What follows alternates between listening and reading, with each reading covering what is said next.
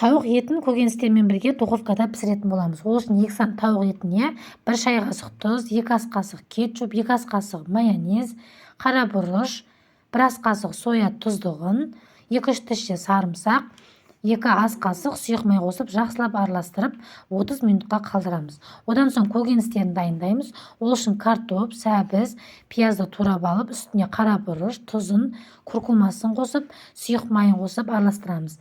Мен осы жерде картоп дәмдеуішінен қосып жібердім. Ол өз қалауыңызша.